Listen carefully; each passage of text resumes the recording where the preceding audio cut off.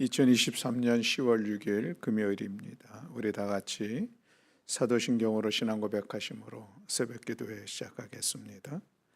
나는 전능하신 아버지 하나님 천지의 창조주를 믿습니다. 나는 그의 유일하신 아들 우리 주 예수 그리스도를 믿습니다.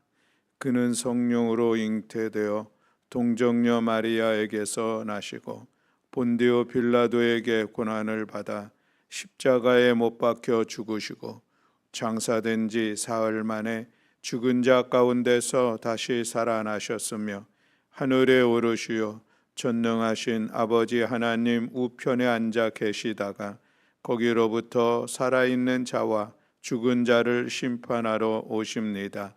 나는 성령을 믿으며 거룩한 공교회와 성도의 교제와 죄를 용서받는 것과 몸의 부활과 영생을 믿습니다. 아멘.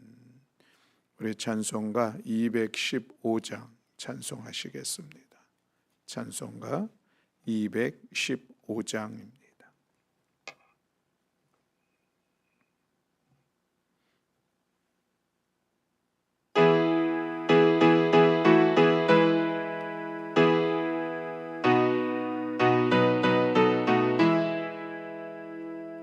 내 죄 속해 주신 주께 힘과 정성 다하니 나의 온갖 언행 심사 주를 위한 것일세. 내게 있는 모든 것을 주를 위해 바치리. 내게 있는 모든 것을 주를 위해 바치리. 나의 손과 발을 들여 주의 명령 행하고 오직 주만 바라보며 주만 찬양하겠네. 항상 주를 찬송하며 이 몸 바치오리다. 항상 주를 찬송하며 이 몸 바치오리다. 내가 주를 바라보니 나의 영혼 밝아져. 십자가를 지신 주만 항상 바라봅니다. 십자가를 바라보며 주만 따라가리라. 십자가를 바라보며 주만 따라가리라. 신기하고 놀라워라 영광스러운 왕의 왕. 나를 친구 삼아 주사 편히 쉬게 하시네. 주의 날개 보호 아래 영원한 식 얻겠네. 주의 날개 보호 아래 영원한 식 얻겠네.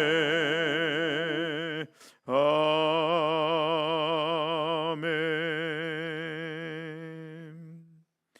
아멘. 우리 함께 봉독할 말씀은 잠언 9장 말씀입니다. 잠언서 9장 1절부터 18절의 말씀.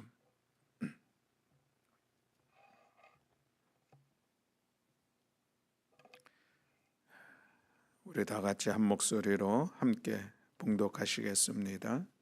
지혜가 그의 집을 짓고 7 기둥을 다듬고 짐승을 잡으며 포도주를 혼합하여 상을 갖추고 자기의 여종을 보내어 성중 높은 곳에서 불러 이르기를 어리석은 자는 이리로 돌이키라. 또 지혜 없는 자에게 이르기를 너는 와서 내 식물을 먹으며 내 혼합한 포도주를 마시고 어리석음을 버리고 생명을 얻으라.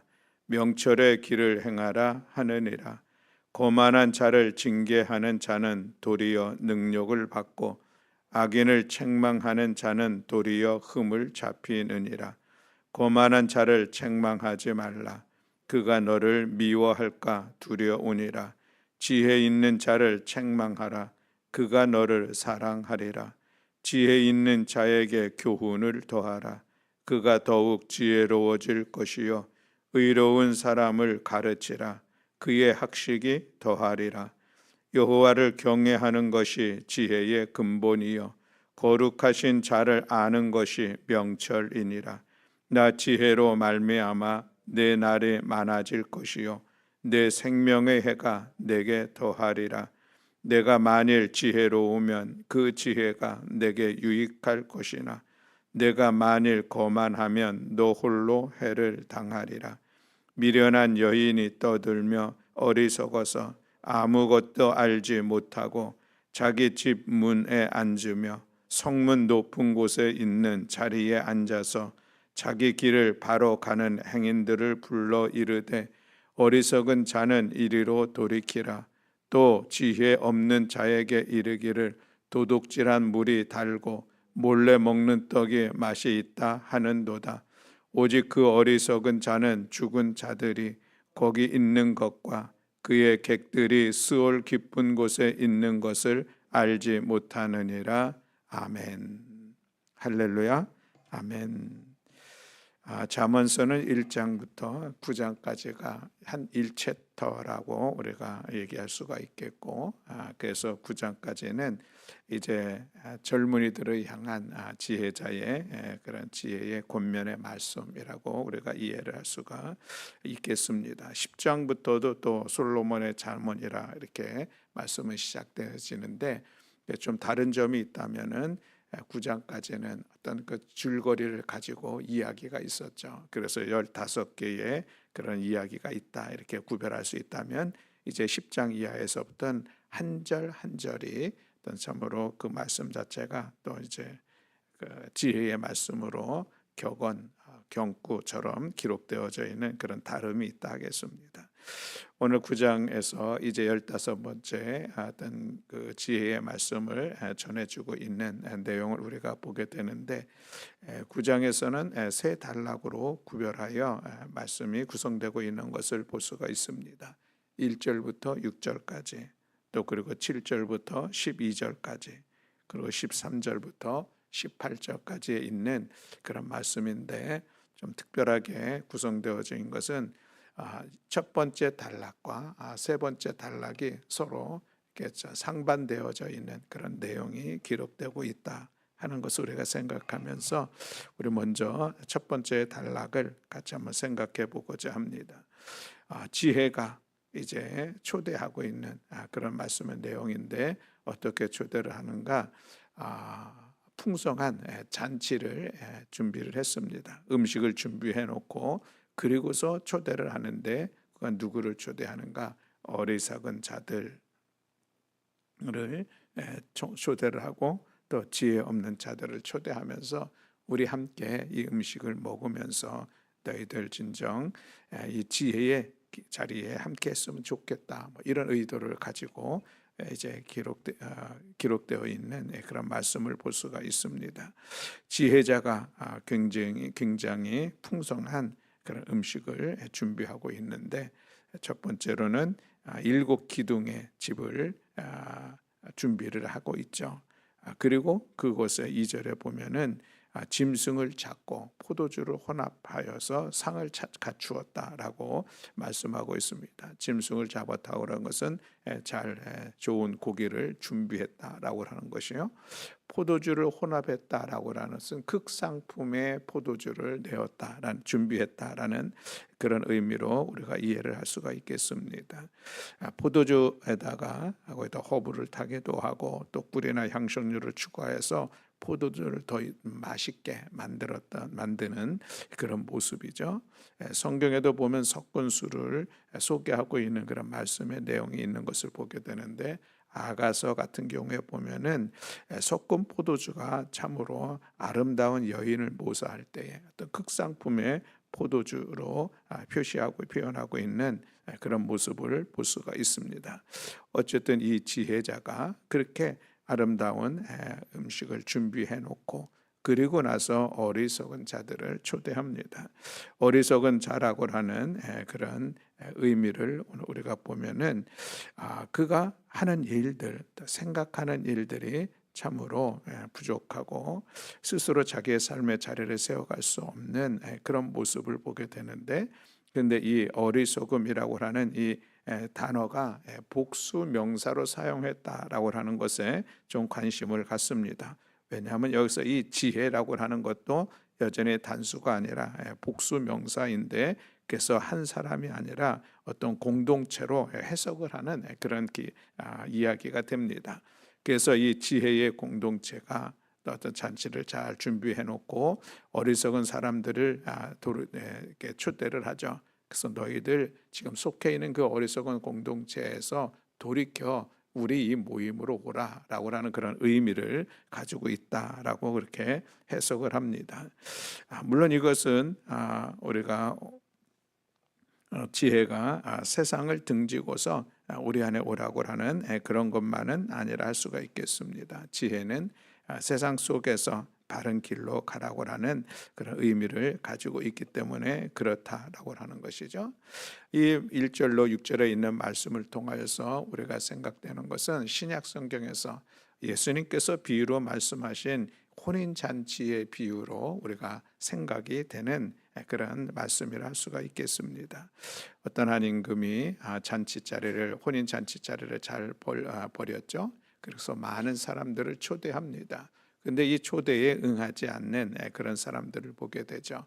개인적인 여러 가지 이유를 들어서 그 잔치 자리에 초대하지 않고, 그러자 이제 이 주인이 많은 종들을 각지로 보내서 빨리 누구든지 다 이 자리에 오게 하라라고 하는 그런 말씀의 내용들을 우리가 알고 있는데, 오늘 말씀이 바로 그런 의미를 가지고 있지 않는가라는 생각을 갖습니다.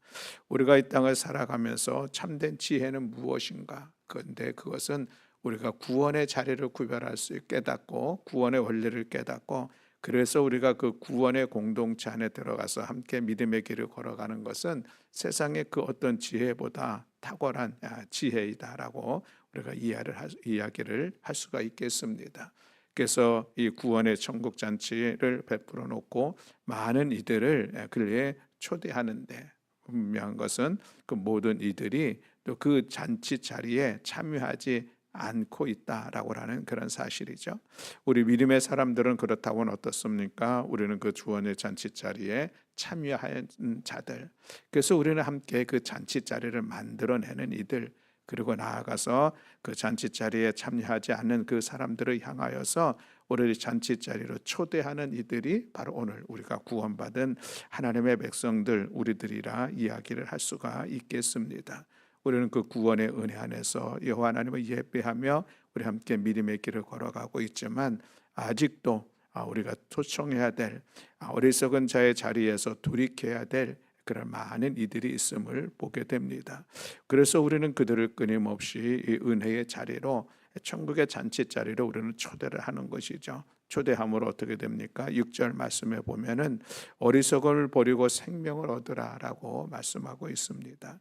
우리가 영원한 생명을 얻을 수 있는 유일한 길이 있다면은 예수 그리스도를 믿는 믿음으로 말미암아 구원을 받아서 하나님의 자녀가 되는 길인데, 그래서 우리는 이 잔치의 자리에 열심히 초대함으로 그들도 영원한 생명을 얻어 함께 하나님의 나라를 이루어가는 그런 삶을 살아가리라 하는 말씀 생각을 오늘 1절부터 6절을 통해서 다시 한번 하게 됩니다. 우리 많은 이들을 돌이켜 구원의 길, 믿음의 길로 걸어갈 수 있도록 우리 함께 힘을 다하고, 그래서 많은 영혼들이 생명을 얻으며 또 함께 하나님의 나라를 이루어가는 일들 가운데 오늘 우리가 또 힘써 감당해내는 우리 모든 성도들이 될 수 있기를 주님의 이름으로 축복합니다. 또한 두 번째 단락의 말씀에 보면은 이 단락의 말씀은 그냥 문자 그대로 보면은 참 어려운 그런 이해하기 어려울 수 있는 그런 말씀의 내용이 있는 것을 볼 수가 있습니다.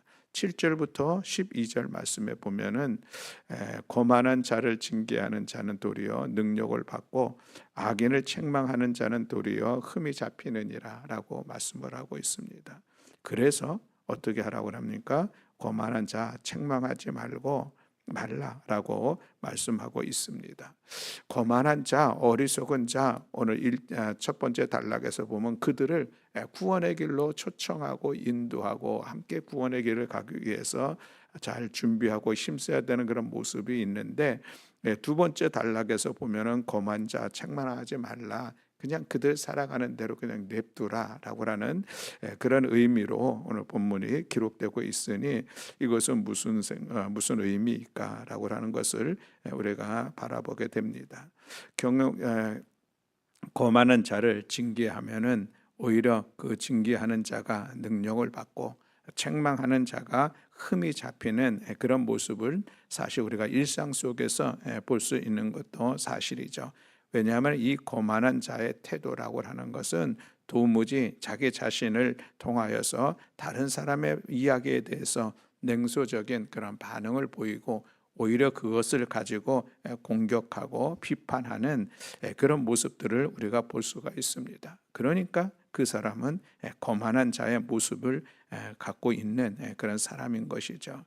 흠을 잡는다는 것은 너는 나를 징계할 자격이 있느냐, 네가 나에게 무슨 말을 할 자격이 있느냐, 이런 냉수적인 태도를 갖게 되어지는 그런 모습을 볼 수가 있습니다. 그래서 12절 말씀에 보면 네가 만일 거만하면 너 홀로 해를 당하리라. 결국 사람들 가운데 홀로 떨어질 수밖에 없는 그런 어려움들을 경험하게 되는 것이 바로 이 거만한 자의 삶의 모습이다라고 하는 것을 우리가 볼 수가 있습니다. 그런가 하면은 지혜로운 자의 모습을 오늘 또한 우리가 볼 수가 있는데, 지혜로운 자는 어떤 반응을 보입니까? 자기를 책망하고 권면하는 이에 대해서 오히려 감사하는 마음, 사랑하는 마음을 갖는 이 모습이 참된 지혜로운 자의 모습이라 할 수가 라고 오늘 성경에 말씀을 하고 있는 것을 볼 수가 있습니다. 그래서 그 지혜로운 자에게 우리가 더 권면하고 가르치고 또 이끌어 가야 할 것을 오늘 말씀을 하고 있는 그 내용들을 우리가 볼 수가 있습니다. 지혜로운 자에게 권면하는 것은 참으로 유익한 일이요, 또 거만한 자에게는 결국 그것을 통하여서 스스로 해를 당하고 홀로 있을 수밖에 없는 그런 모습을 본다라고 하는 것인데, 그럼에도 불구하고 우리는 어리석은 자들, 거만한 자들을 이 잔치의 자리로 초대하고 그들도 영원한 생명을 얻게 하는 일에 우리가 힘을 다하여 나아가야 할 것입니다. 그들에 대해서 포기하고 그들을 구원의 길에서 제외할 것은 아니다 할 것이죠. 그러나 또 그렇게 하는 그 거만한 자들, 그들을 우리가 이 잔치의 자리를 이끌어가는 그 과정들 속에서는 우리에게 당하는 그런 어려움들이 있음을 또한 이야기하고 있습니다. 그러니 우리가 그들을 향하여서 정말 지혜롭게 또 우리가 잘 권면하고 이끌어가야 된다는 이 사실을 오늘 이 거만한 자의 이 태도, 그 모습들을 보면서 우리는 다시 한번 우리 자신들을 돌아보게 됩니다. 지혜 있는 자들, 우리 이것을 오늘 첫 번째 단락의 맥락으로 돌이켜 보면은 여전히 구원받아 하나님께 우리가 함께 믿음의 길을 걸어가고 있는 믿음의 백성들로 구별할 수 있다면은 여전히 우리는 그 서로가 하나님의 말씀으로 권면하고 또 하나님의 말씀으로 서로 격려하면서 우리가 가는 이 믿음의 길을 잘 이끌어가는 역할들, 또한 오늘 우리에게 주어진 공동체 안에서 우리의 역할들이다라고 하는 것을 우리는 다시 한번 기억합니다. 여호와를 경외하는 것이 지식의 근본이다. 1장에서 반복된 말씀이 또 오늘 9장 마지막 또 권면에서 말씀하고 있는 것을 볼 수가 있습니다. 우리는 여호와 하나님을 경외하는 이 지혜의 자리에 또 지혜의 삶을 우리가 살아가고 있다는 이 사실을 우리가 기억하면서 이 믿음의 길을 걸어가고 이 하나님을 경외하는 모든 일들 속에서 우리는 서로가 서로를 향하여서 하나님의 말씀으로 또 권면하면서 그 말씀을 함께 가르치기도 하고 또 그 말씀을 배우기도 하고 말씀을 전하기도 하고 하나님의 말씀을 듣기도 하고 이런 시간들을 통하여서 우리가 가고 있는 이 믿음의 길, 여호와 하나님을 경외하는 일들이 일평생 우리가 더욱더 신실하게 세워지기를 소망하면서 우리 교회 공동체 또 믿음의 공동체 안에서 우리의 믿음을 귀하게 세워가는 우리 모두가 되어야 할 줄로 믿습니다. 또한 13절에서 18절까지에 보면은 이제 첫 번째 단락에서는 지혜자가 그렇게 잔치를 베풀고 초대를 하는데 여기에는 미련한 여인이라고 표현하고 있는 것을 볼 수가 있습니다. 어리석은 자라고 이야기할 수도 있겠죠. 미련한 여인이 떠들며 어리석어도 아무것도 알지 못하는 사람인데 그럼에도 불구하고 그는 어떻게 합니까? 14절 말씀에 보면 자기 집 문에 앉으며 성읍 높은 곳에 있는 자리에 앉아서 자기 길을 바로 가는 행인들을 오히려 그들에게 어리석다 이야기합니다. 그러면서 그 길로 돌이키라 이야기를 하고 있죠. 자기 자신의 어리석음을 결코 깨닫지 못하는 그런 사람이라 우리가 이야기를 할 수가 있겠습니다. 도무지 자기 자신의 삶도 자기 자신도 이 구원의 길에 들어가지 못하며 오히려 그 믿음의 길을 걸어가고 있는 사람들을 향하여서 어리석은 자들이라 이야기를 하면서 그 길을 돌이키라라고 이야기하고 있는 그 내용들을 오늘 우리가 볼 수가 있습니다. 17절 보면은 도둑질한 물이 달고 몰래 먹는 떡에 맛이 있다라고 이야기를 합니다. 이것은 이 자체만을 보면 어쩌면 이 말은 그럴 것 같다라는 생각을 갖습니다. 왜 그러냐면은 우리도 어렸을 때에 부모님 몰래 숨겨놓은 어떤 맛있는 거 먹으면 그것이 얼마나 맛있던 그런 기억이 나게 되는데 어쨌든 그러나 그럼에도 불구하고 도둑질하고 몰래 먹는 것 이것은 지혜로운 자의 모습은 아니라 할 수 있는데 오히려 그것을 인정하면서 그렇게 나아가야 할 것을 충동하는 듯한 그런 이야기를 하고 있는 것을 볼 수가 있습니다. 그러나 그럼에도 불구하고 이 어리석은 자는 결국 죽음의 길로 들어가고 있다라고 하는 것을 마지막에 말씀하고 있는 것을 볼 수가 있습니다. 어리석은 자, 미련한 여인, 이것은 우리가 세상 가운데 마음껏 세상을 향하여서 나아가고 있는 사람들, 그것을 세상의 것들을 통하여서 마음껏 기뻐하고 마음껏 쾌락을 즐기며 살아가려고 하는 그런 삶의 모습들이라고 오늘 우리는 충분히 생각할 만한 그런 말씀의 내용들이 있음을 오늘 우리가 기억하면서 아무쪼록 사랑하는 성도 여러분, 우리가 가고 있는 이 믿음의 여정들, 우리가 여호와 하나님을 경외하는 것이 참으로 지혜자의 삶의 출발인 것을 기억하면서 우리가 늘 하나님의 말씀을 통하여서 우리가 더욱더 하늘의 지혜를 힘입어서 많은 영혼들 세상 가운데 방황하고 있는 이들을 우리가 돌이켜 함께 구원의 길로 이끌어가는 일들, 그래서 영원한 생명을 얻을 수 있도록 하는 일들 가운데 우리가 힘써 감당하면서 세상의 많은 유혹들, 세상의 거짓된 가르침들, 세상의 거짓된 허황된 것들, 헛되고 헛된 그 모든 것들에 대해서 것들로 우리를 유혹하고 우리 가는 믿음의 길들을 방해하지만 그러나 그럼에도 불구하고 우리는 여호와 하나님만을 바라보며 여호와 하나님만을 경외하며 끝까지 우리가 믿음의 길을 힘써 지켜나가는 우리 모든 성도들이 될 수 있기를 주님의 이름으로 축원합니다. 아멘. 기도하겠습니다. 사랑과 은혜가 많으신 하나님 아버지 감사합니다.